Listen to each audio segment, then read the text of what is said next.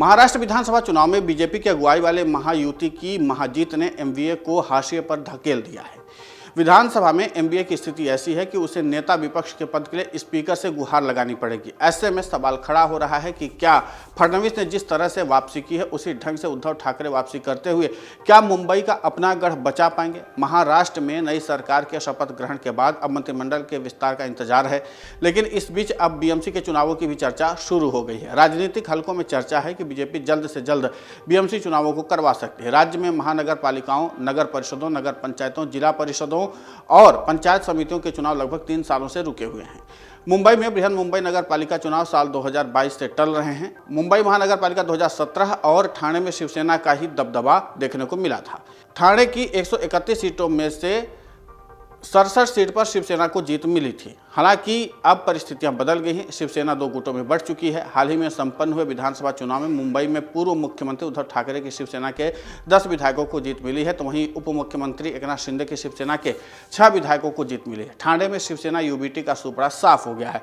ऐसे में चर्चा शुरू हो गई कि क्या उद्धव ठाकरे बीएमसी में अपनी पार्टी की सत्ता बचा पाएंगे। 2017 के बीएमसी चुनावों में उद्धव ठाकरे की शिवसेना को कुल 84 सीटों पर बम्पर जीत, 227 सदस्यों वाले सदन में बीजेपी को 82 सीटों पर जीत मिली थी।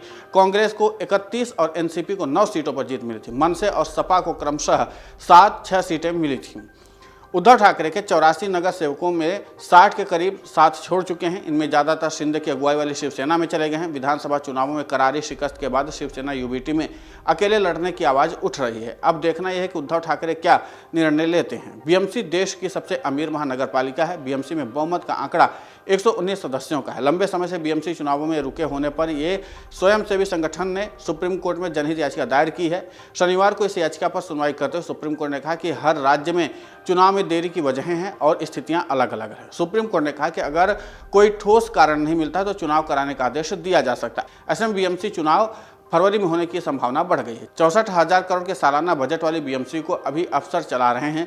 2017 में बीजेपी ने बीएमसी चुनाव अपने दम पर अलग लड़ा था। इससे पहले 2012 के चुनाव में शिवसेना को 75 सीटें मिली थी। बीजेपी 31 सीटें जीत पाई थी। कांग्रेस को 52 और एनसीपी को 13 सीटें मिली थी। महाराष्ट्र नवनिर्माण सेना ने 28 और एआईएमआईएम ने 2 सीटें जीती थी। हालांकि चुनाव हारने के बाद अब महाविकास अघाड़ी में कलह मचनी भी शुरू हो गई है। यहाँ तक कि महाविकास अघाड़ी के घटक दल अब एक दूसरे के ऊपर आरोप भी लगाने की कवायद में जुट गए हैं और दूर जाने की भी कवायद कर रहे हैं। आपको बता दें कि महाराष्ट्र में चुनाव हारने के बाद विधान परिषद में नेता प्रतिपक्ष और उद्धव के करीबी अंबादास दानवे ने कांग्रेस पर निशाना साध दिया। दानवे का कहना था कि कांग्रेस अति आत्मविश्वास में थी, जिसकी वजह से महाविकास अघाड़ी को हार का सामना करना पड़ा।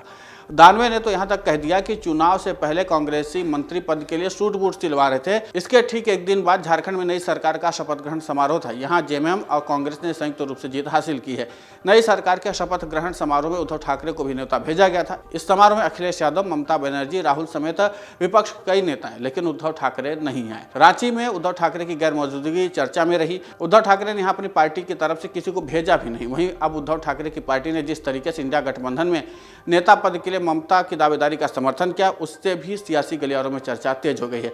बीएमसी को शिवसेना का गढ़ माना जाता है। महाराष्ट्र में सरकार किसी की भी रही हो, लेकिन बीएमसी की सत्ता में हमेशा शिवसेना रही है। 1995 में शिवसेना बीजेपी के साथ मिलकर महाराष्ट्र की सत्ता में आई, यानी कि बीएमसी में सत्ता में आई। 1996 में बीएमसी के चुनाव हुए और जहां पर शिवसेना ने जीत हासिल की। तब से लेकर के अब तक 12 मेयर मुंबई नगर पालिका में बने हैं।